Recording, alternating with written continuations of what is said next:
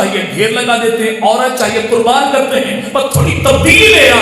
خدا کے نبی نے پوری نبوت والی شان کے ساتھ فرمایا چچا اول تو ان کی ہمت طاقت ہے نہیں، اگر آسمان کے سورج چاند کو توڑ کے مجھ محمد کے ہاتھوں پر رکھیں پھر مجھ سے کہیں کہ دین میں تبدیلی لے آ، میں پوری کائنات سے ٹکراؤں گا، خدا کے دین میں تبدیلی نہیں آنے دوں گا۔ امام الانبیاء مدنی کریم کے سامنے قبیلہ بنو مخزوم کے لوگ آگے، قبیلہ بنو، اور یہ قبیلہ کوئی بیگانہ نہیں تھا۔ آپ میں کو راجپوت بھائی ہیں، بھائی آپ کو راجپوت رانا راجپوت بھائی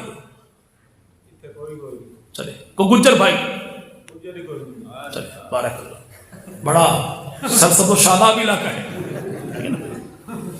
گجروں کی 106 شاخیں، راجپوتوں کی 36 ہیں، ایسے قبیلہ بنو قریش کی 11 شاخیں تھیں۔ ان میں ایک شاخ کا نام تھا بنو مخزوم۔ کون سی بھائی؟ بنو مخزوم۔ یہ جناب خالد بن ولید کا خاندان، فاروق اعظم کا نمیالی خاندان، اس خاندان کے لوگ ایمان لے آئے۔ ان میں ایک عورت بھی تھی، وہ عورت اتفاقی طور پہ چوری کر بیٹھی۔ لوگ آگے یا رسول اللہ عورت چوری کر بیٹھی، معاف فرما دیجئے، اگر یہ ہاتھ کٹا تو قبیلے کے کافر جینے نہیں دیں گے، قبیلے کے کافر۔ اللہ کے نبی مہربانی فرما دیجئے۔ تو محبوب پیغمبر مدنی کریم نے فرمایا سنو یہ تمہارے قبیلے کی عورت ہے، اگر مجھ محمد کے گھر کی کوئی عورت بھی ایسا کر لیتی میں خدا کا نبی اس کا ہاتھ بھی کاٹ ڈالتا۔ کیوں؟ کہ میں دین کو بچوں کا کھیل بنانے نہیں آیا۔ اگر رسول خدا اس دور میں سزا دے کے امت کے سامنے نمونہ بیان نہ کرتے تو آج یہ دین بچوں کا کھیل بن جاتا۔ کیسے؟ کہ چوری ہو گئی، پکڑا گیا مسجد کا خادم، کیا بھائی گڈو پٹو کیوں نہ نانا ہو ردو تھے جمع، ٹھیک ہے کاٹ دیا۔ اگر ہوتا مؤذن آدھا ہاتھ کاٹو، اگر ہوتے خطیب صاحب یہاں سے رگڑ دیں، اگر ہوتا مفتی یہ تو کوئی مسئلہ ہی نہیں بھائی، چھری کو پر ہاتھ پھیر دے سزا پھر بھی پوری ہو جائے گی۔ تو دین نہ رہتا۔ چلے بھائی مولانا تشریف لائے، بات کریں انشاءاللہ۔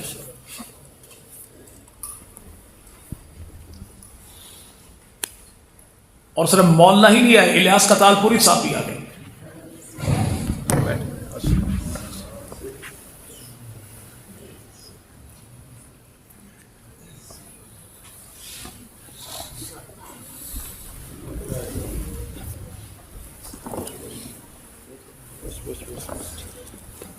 اصل میں سردی بہت زیادہ یاد بعد میں ہے، یہ خالد صاحب نے اشارہ بہت لیٹ کیا جی۔ چلے بھائی مسجد میں بجائے پھول پھینکنے کے یہ بہک ہی کام کرنا چاہیے۔ مسجد استقبال کی جگہ نہیں ہے، اللہ پاک کا گھر ہے، اس کے ادب و احترام اتنے ہی زیادہ ہیں۔ شخصیات بڑی محترم ہیں لیکن ان کی نسبت سے ہی ہمیں ان چیزوں کی قدر و قیمت کا پتہ چلتا ہے۔ چلیں بات اپنی اینڈ لے جائیں۔ پاک پیغمبر مدنی کو دین جو اللہ نے دیا تو بچایا، نبی نے دیا تو دین چھپایا، اور صحابہ نے دیا تو دین میں گھٹایا کچھ نہیں۔ بات اپنی اینڈ پہ۔ تبلیغی جماعت والے احباب چھٹا نمبر جب بیان کرتے ہیں تو ایک بات کہتے ہیں کہ اللہ کے نبی نے آخری حج کے موقع پر اپنے صحابہ سے کہا دین میں نے تمہارے تک پہنچا دیا، تو صحابہ نے کیا کہا؟ پہنچایا ہی نہیں، پہنچانے کا۔ اگر پیغمبر کے صحابہ اتنی سی بات کہہ دیتے کہ یا رسول اللہ آپ نے دین پہنچا دیا تو گواہی ہو گئی تھی نا بھائی، لیکن صحابہ نے یوں کو کہا کہ اللہ کے دین پہنچانے کا آپ نے حق ادا کر دیا تاکہ زمانے کو پتہ لگ جائے نبی نے دین پہنچانے کا حق ادا کر دیا، تو نبی کے یاروں نے گواہی دینے کا بھی حق ادا کر دیا۔ اللہ رب العزت کے محبوب پیغمبر نے ان کو بطور گواہ کیوں پیش کیا؟ سچا بندہ ہمیشہ سچے گواہ ڈھونڈتا ہے، جھوٹے بندے کو تو 500 روپے میں تگڑا قرآن اٹھانے والے مل جاتے۔ اگر میرے بھائی عدالت کے سامنے بندہ جھوٹے گواہ پیش کرے اور جج کو پتہ لگ جائے تو گواہ پیش کرنے والا بھی اندر، گواہ بھی، اور یہ ہماری عدالتوں میں بیٹھنے والے جج ہیں کون؟ اتنے سچے ہیرے دہشت گردی کوٹ راولپنڈی میں میری کیس کی سماعت چل رہی تھی. جج صاحب نے گواہ سے پوچھا آپ جب ان کے گھر گئے تو کیا برآمد ہوا؟ 2 وزٹنگ کارڈ. کہاں سے؟ پیٹی میں سے. پیٹی کہاں تھی؟ کمرے میں. کمرہ کھلا تھا بند تھا؟ کمرہ بند تھا. جج صاحب نے پوچھا کمرہ اندر سے بند تھا باہر سے؟ جی کمرہ اندر سے بند تھا. تو جب آپ کمرے میں گئے تو کمرے کو بندہ بھی تھا؟ نہیں، بندہ کوئی بھی نہیں تھا. کمرہ اندر سے بند تھا، کمرے میں بندہ کوئی بھی نہیں تھا. اور فاضل جج صاحب نے فیصلہ سنایا 2.5 سال سزا، 50,000 جرمانہ. یہ ہمارے وہ سچے ہی نہیں جو ہمارے ظاہر کو دیکھتے ہیں باطن کو نہیں دیکھتے. ان کے سامنے سچ کو جھوٹ بنا دو، جھوٹ کو سچا بنا دو، تب بھی معاملہ نہیں ہے. لیکن وہ اللہ جس کے سامنے مصطفیٰ نے اپنے گواہ پیش کیے، وہ انسان کے ظاہر کو نہیں باطن کو دیکھتا ہے، اعمال کو نہیں نیتوں کو دیکھتا ہے، جسموں کو نہیں روح کی باریکی پاکیزگی کو جانتا ہے. آج دنیا کی عدالتوں میں جب کوئی جائے چاہے ولی ہی کیوں نہ ہو، تب بھی عدالت کہتی ہے پہلے حلف اٹھائیں، جو کہوں گا سچ کہوں گا، سچ کے علاوہ. لیکن نبی کے یار اتنے سچے تھے، جیسے گئے عدالت خود بول اٹھی لوگوں تو کامیاب ہونا چاہتے ہو تو ان جیسے سچے بن جاؤ. اگر یہ گواہ جھوٹے ہوتے تو نبی پیش کیوں کرتا؟ اگر یہ جھوٹے ہوتے تو اللہ کہہ دیتا محبوب یہ گواہوں کی گواہی قبول نہیں، اور تو ان گواہوں کو لے کر آیا. نبی نے پیش کیا، خدا نے قبول کیا تاکہ زمانے بھر کے ملکوں کو پتہ لگ جائے یار نبی کے وہ ہیں جن پہ مصطفیٰ کو بھی اعتماد ہے، خدا کو بھی اعتماد ہے. اگر یہ جھوٹے ہوتے تو اللہ کے نبی بطور گواہ پیش کرتا ہی کوئی نہ. تو اللہ کے نبی نے اگلا جملہ کیا فرمایا؟ اب اس دین کو غائبین تک پہنچانا تمہاری ذمہ داری. کس سے کہا تھا؟ جی بھائی کس سے کہا تھا؟ تو غائبین کون تھے جی؟ تو اللہ کے نبی نے امت کو اسٹیٹس بتا دیا، امت کا بھی صحابہ کا بھی. امت کا بھی صحابہ کا اسٹیٹس یہ ہوتا مجھ سے لینے والے میرے یار، تمہیں دینے والے میرے یار، ان کے علاوہ جو دو گے وہ بے دینی تو ہو سکتی ہے، دین کبھی نہیں ہو سکتا. وہ خود ساختہ دین تو ہو سکتا ہے، محمد دین کبھی نہیں. مجھ سے لینے والے کون؟ صحابہ. تمہارے تک پہنچانے والے کون؟ صحابہ. چک 86-75 کے جہاں پر بورڈ لگا وہاں پہ ملنگ بیٹھا تھا خیرات علی، بڑا پریشان تھا. کسی نے مجھے خیریت ہے، کہتا اماں کا موبائل خراب ہو گیا ٹھیک کروانا ہے. تو کسی نے کہا ملانتی آدمی مارکیٹ میں جائے گا، تجھے پتا ہے کوئی نہیں موبائل مارکیٹ کہاں پر ہے، سافٹ انجینئر کون ہے، موبائل ٹھیک کرے گا کون، دہاڑی بھی برباد کرے گا، خیرات تیری جائے گی، زمانے بھر کے دھکے بھی کھائے گا. ایسا کر یہ گاؤں کا چنچی والا جاتا ہے موبائل اسے دے دے، شام کو جب آئے گا تو موبائل ٹھیک کروانا لائے گا. خیرات علی صاحب فرماتے نہیں زمانہ بڑا 2 نمبر ہو گیا، کہیں کوئی بیچ کے نہ کھا جائے، کیا کسی پہ اعتبار ہے؟ بندہ اسے پوچھے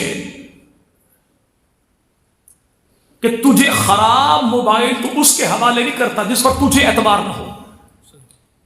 تو رب نے اتنا بڑا دین صحابہ کے حوالے کیوں کر دیا تھا؟ خدا کو ان پہ اعتبار نہیں تھا، نبی کو اعتبار تھا تو نبی نے دین کو دیا. خدا کو اعتبار تھا تو اللہ نے منع نہیں کیا، نبی کی تائید بھی کی اور دین صحابہ کے حوالے بھی کر دیا. ان کو بطور گواہ کیوں پیش کیا؟ کہ ان جیسا سچا کوئی نہیں. دین ان کے حوالے کیوں کیا؟ کہ ان جیسا امین کوئی نہیں. صادق امین پیغمبر نے یاروں کو اپنے رنگ میں رکھا، یاروں کو اپنے. بات وہی کہ بندہ لائے لوٹا دودھ پی لیجیے، اگلے نے کہا نہ پینا، کیوں؟ لوٹا لیٹرین والا ہے، دودھ نہ پاک ہے. وہ کہتا میں قسم اٹھاتا ہوں دودھ بالکل پاک، میں نے ابھی نکالا. وہ کہتا دودھ پاک ہے لیکن لوٹا تو نہ پاک ہے. تو دودھ پاک کہاں سے آ گیا؟ لوٹا پاک ہوگا تو دودھ پاک ہوگا نا، برتن پاک ہوگا تو آنے والی چیز بھی پاک ہوگی. صحابہ کو مومن مانے گا تو تجھے اپنے آپ کو مومن کہلا سکتا ہے. اگر صحابہ ایمان والے نہیں تو تو بھی پتر مومن نہیں. آخری بات اور بات نہیں ختم نہیں. آج بعض لوگ جو کہتے ہیں اللہ کے نبی نے فرمایا تمہارے درمیان دو بھاری بھرکم چیزیں چھوڑ کے جا رہا ہوں اور قیامت تک وہ دونوں ساتھ ہوگی، جدا نہیں ہو، اور یہ دونوں ہدایت کا سامان ہے. کون ہے؟ قرآن ہے. کون ہے؟ اہل بیت ہے. تو نبی نے جن سے یہ فرمایا تھا تمہارے درمیان چھوڑ کے جب وہ تھے کون؟ نبی نے قرآن جن کو دیا وہ کون تھے؟ نبی نے اہل بیت جن کو دیے تو وہ کون تھے؟ جی بھائی، جی بھائی. تو یہ ہدایت کا سامان بھی جن سے ملتا ہے وہ پیغمبر کے صحابہ ہیں. جب تک انہیں صحابہ رسول کا دفاع نہیں کرتے تو دین بچتا ہی دین بچتا ہی کوئی نہیں. انہی اصحاب رسول میں سے وہ نبی کا پہلا یار ابو بکر صدیق. 15 جنوری بروز اتوار 22 جمادی ثانی ہے.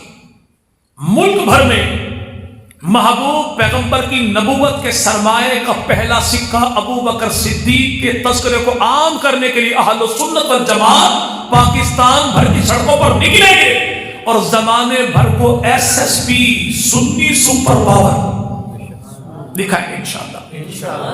تو اگر آپ کے ضلع کی طرف سے کال آ گئی اللہ کرے تو انشاءاللہ جی بھائی انشاءاللہ. اگر حالات کی بنیاد پہ آپ کے ضلع میں کال نہ ہے اور ملتان میں جلوس نکلے جی جائیں گے انشاءاللہ. اگر آپ کے گاؤں کی ملنگنی 18 ضلعوں میں پھر سکتی ہے تو آپ 45 کلومیٹر کا سفر کیا کر لیں گے انشاءاللہ. جی بھائی انشاءاللہ. 15 جنوری بروز اتوار 22 جمادی ثانی جہاں پر پتہ لگ جائے کہ پیغمبر کے مظلوم صحابہ کے ایمان کے دفاع کے لیے اہل سنت سڑکوں پر نکلے تو انشاءاللہ دعوت آئے نہ آئے انشاءاللہ ہم جا کے شامل ہوں گے. رب تعالیٰ ہمیں جب تک زندہ رکھے تو آل محمد اصحاب محمد کی ذات کا دفاع کرنے والا بنا کے زندہ رکھے، اور اللہ ہمیں جب موت دے تو موت شہادت کی عطا فرمائے. رب تعالیٰ تشریف لانے والے تمام احباب کی جان میں، مال میں، عزت میں، آبرو میں، آل میں، اولاد میں، نسلوں میں، فصلوں میں اللہ برکتوں کا فیصلہ فرما دے.